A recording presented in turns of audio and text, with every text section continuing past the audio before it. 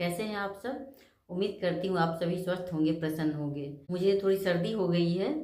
यहाँ जर्मनी में बहुत ज़्यादा ठंड पड़ रही है और वैसे भी मेरी जो आदत है वो सुबह में घूमने की आदत है।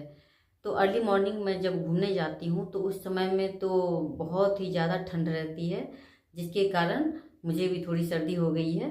मेरी आवाज़ थोड़ी सी भारी भारी हो गई है। देखिए, अब ये जो पुराना साल है ये तो अब समाप्त होने वाला है, लेकिन जो आने वाला साल है यानी कि 2025, उस साल को बेहतर बनाने के लिए ये बहुत ज़रूरी है कि हम इसी साल में यानी कि हम अभी 2024 में ही कुछ अपना ऐसा प्लान कर लें कि हमें उस साल में क्या क्या करना है।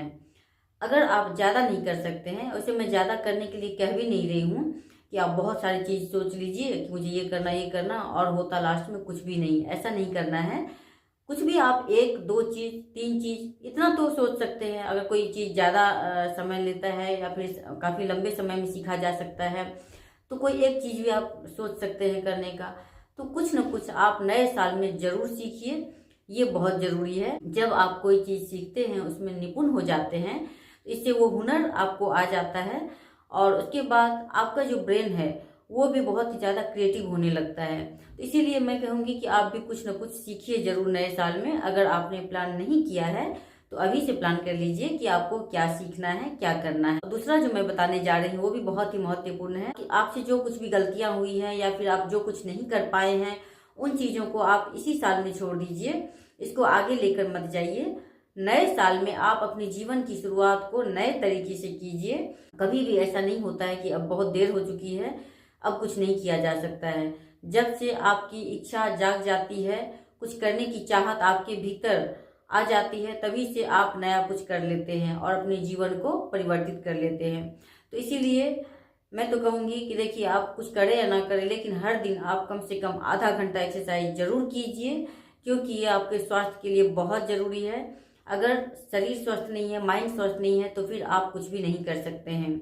इसके साथ ही हर दिन अगर हो सके तो घर के सभी लोग बैठकर कम से कम एक टाइम मेडिटेशन या फिर कीर्तन भजन या फिर कोई भी एक आध्यात्मिक ग्रंथों को जरूर पढ़िए, चाहे वो गीता हो, रामायण, या जो कुछ भी आप पढ़ना चाहते हो वो जरूर पढ़िए। जब तक आपके घर में आध्यात्मिक माहौल नहीं होगा, तब तक आपके घर की जो ऊर्जा है, वाइब्रेशन है, वो अच्छी नहीं होगी। अगर घर के सभी सदस्य मिलकर एक समय में भी मेडिटेशन करेंगे, कीर्तन भजन करेंगे या फिर कोई आध्यात्मिक ग्रंथों को पढ़ेंगे, एक दूसरे को सुनाएंगे, तो फिर देखिए कि इससे आपके घर का जो वाइब्रेशन है, ऊर्जा है, कितनी ज्यादा हाई होती चली जाएगी। आपकी जो ऑरा है वो भी कई गुना ज्यादा बढ़ जाएगी और आपको बहुत अच्छा फील होगा।